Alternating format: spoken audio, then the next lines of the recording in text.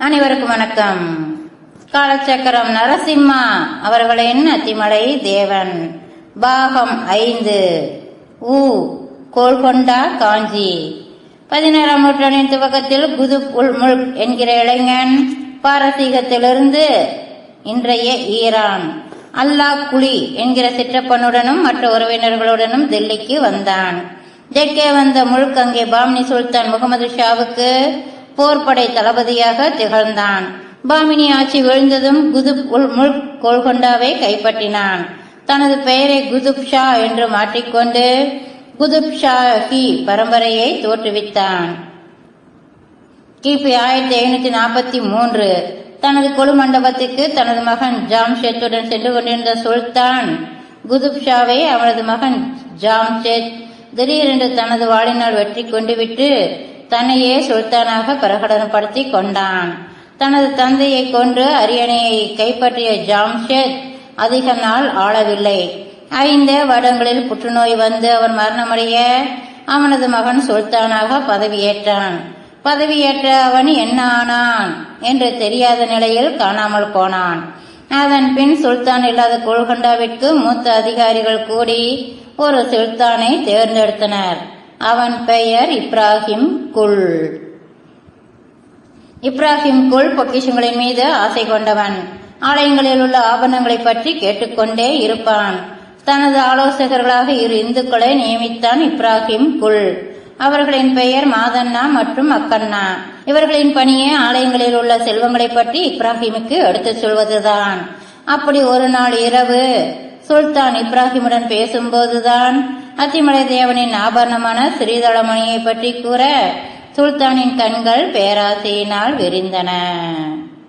46 உக்ரோதயம் பறிபோனது. கிபி 1648 எச்சநேத்திர கண்கள் என்கிற இந்த பூமியில் கிடைக்காத கற்களால் செய்யப்பட்டது அந்த ஸ்ரீதளமணி. மிகவும் விலை மதிப்பில்லாதது.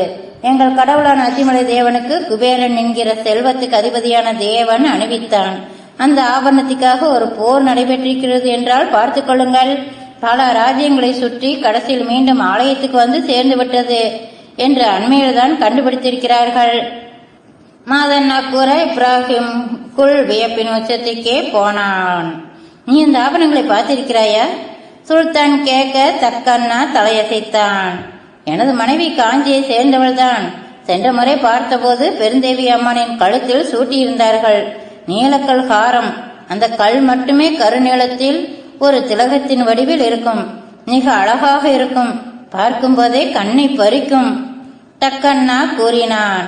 சுல்தானின் இதயத்தை உற்சாகம் கவியது. அவனது பொழுதுபோக்கை விலைமதிப்பற்ற வைரங்களையும் வைடூரியங்களையும் பொக்கிஷங்களையும் வசப்படுத்துவதுதான். ஸ்ரீதளமணி என்கிற உக்ரோதத்தை பற்றி தெரிந்து கொண்ட பிறகு அதை கைப்பற்றாமல் இருக்க முடியுமா என்ன? மிர்ஜும் ஷாவை அழைத்து வாருங்கள் தனது ஏவலாளரிடம் கூற கோல்கொண்டா தளபதி மிர்ஜும் ஷா சுல்தானின் முன்பாக நின்றான். படைகளுடன் காஞ்சிக்கு புறப்படு. உனது இலக்கு ஆலய ஆபரணங்கள், குறிப்பாக வரதராஜ ஆலயத்தில் உள்ள ஸ்ரீதளமணி. அதன் இன்னொரு பெயர் உக்ரோதியம். மிகவும் விலை மதிப்பில்லாத நீலகல்காரம். அதனை எப்படியாவது கைப்பற்றி வா. சுல்தான் இப்ராஹிம் குல் கட்டளையிட பணிவுடன் விடைபெற்றான் மிர்ஜும் ஷா. வலுவிழந்திருந்த விஜயநகர வீரர்களை எளிதாக வென்று முதலில் பூந்தமல்லி மற்றும் செங்கல்பட்டை கைப்பற்றியவன் அங்கிருந்து காஞ்சிக்கு படையெடுத்தான். வரதராஜர் ஆலயம் என்ற கலகலப்புடன் காணப்பட்டது. கார்த்திகை மாதம் என்பதால் பெருந்தேவியை தரிசிக்க திரளாக பெண்கள் வந்திருந்தனர். திடீரென்று ஆலய வாசலில் பரபரப்பு. கோல்கொண்டா படைகள் ஆலயத்தை நோக்கி வருகின்றன. யாரோ அலறினார்கள். ஆலயத்தின் கிழக்கு வாயில் கதவுகள் மூடப்பட்டன. பின்னர் மேற்கு வாயில் கதவுகளும் அவசரமாக மூடப்பட்டன. பெண்கள் அனைவரும் திட்டிவாசல் வழியாக வெளியேற்றப்பட்டனர். பட்டர்கள் எல்லோரும் அவசரமாக ஆராதனை விக்கிரகங்களை பத்திரப்படுத்த தொடங்கினர்.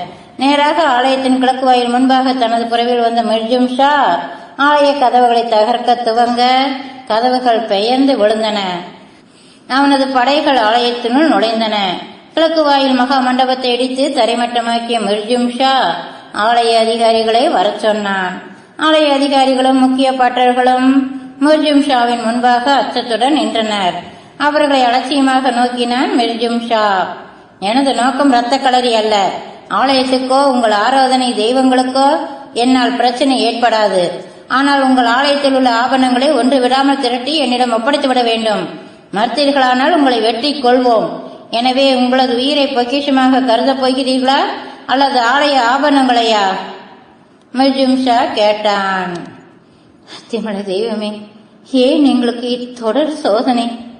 மனதில் அழுது கொண்டிருந்த ஆலய அதிகாரி ஜெயதீர்த்தர் தனது கஜானா அதிகாரியை பார்த்து தலையசைத்தார். தொடர்ந்து கஜானாவில் பாதுகாக்கப்பட்டிருந்த அத்தனை ஆபரணங்களும் மிர்ஜும் ஷாவின் முன்பாக வைக்கப்பட்டன. அனைத்தையும் வைத்துவிட்டு கையை கட்டி நின்றார் கஜானா அதிகாரி. அனைத்து ஆபரணங்களும் இங்கே உள்ளனவா? மிர்ஜும் ஷா கேட்டான்.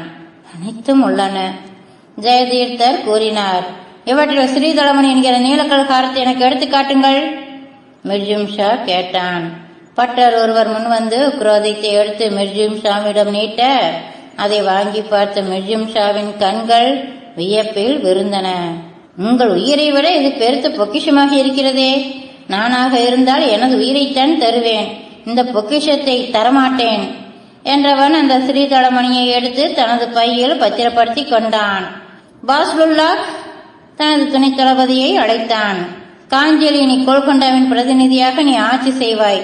நமது படைகளில் ஒரு பகுதி இங்கே இருக்கும் என்று கூறிவிட்டு தான் கொள்ளையடித்த ஆபரணங்களோடு மீண்டும் கோல்கொண்டாவிற்கு திரும்பினான் மிர்ஜும் ஷா.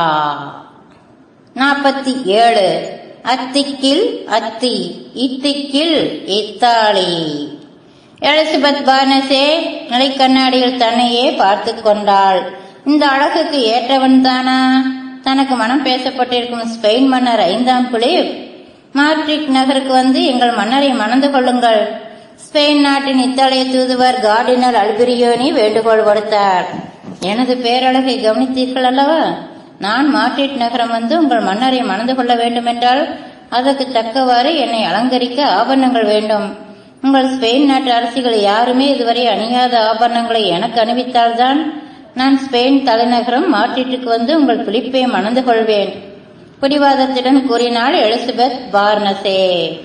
இத்தாலி இளவரசி பார்னஸேவின் நிபந்தனைக்கு ஒப்புக்கொண்டான் பிலிப். ஆனால் திருமணத்தை செய்து கொள்வோம். நான் உலகிலேயே விலைமதிப்பில்லாத ஆபரணங்களை உனக்கு சூடிய பிறகு நீ மாட்ரிட் நகர் வந்தால் போதும் என்றான் பிலிப்.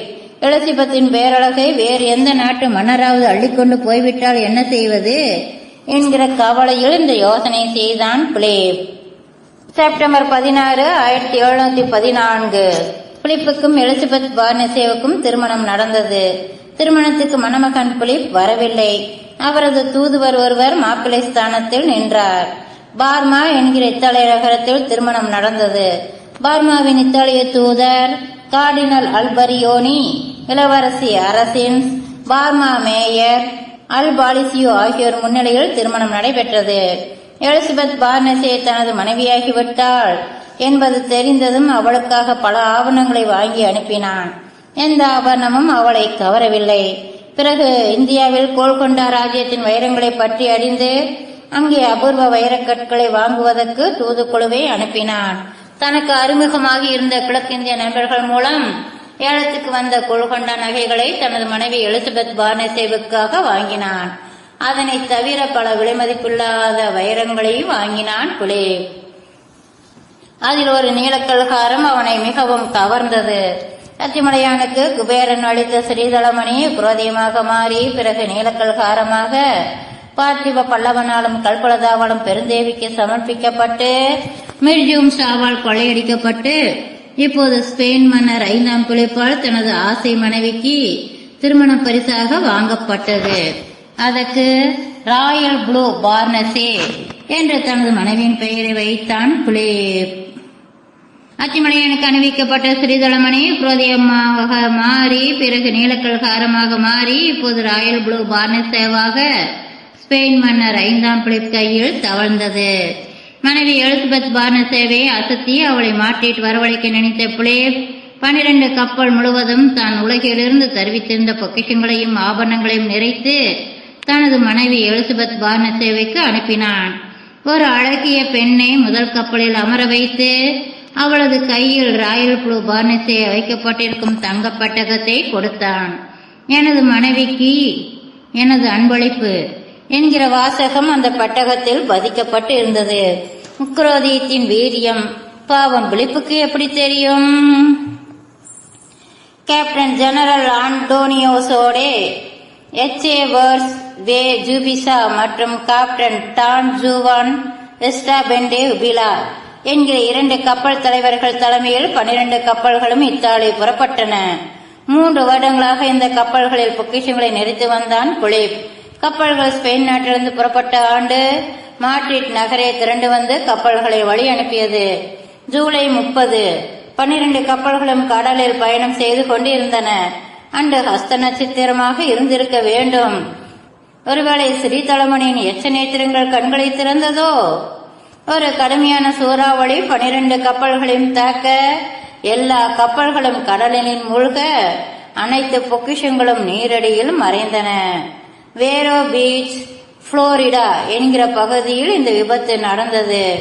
அதன் பிறகு ஸ்ரீதளமணி என்கிற உக்ரோதயம் உலகத்தின் பார்வையிலிருந்து மறைந்து போனது.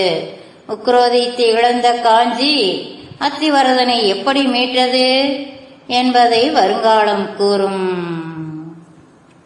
மீண்டும் சந்திப்போம். நன்றி நண்பர்களே.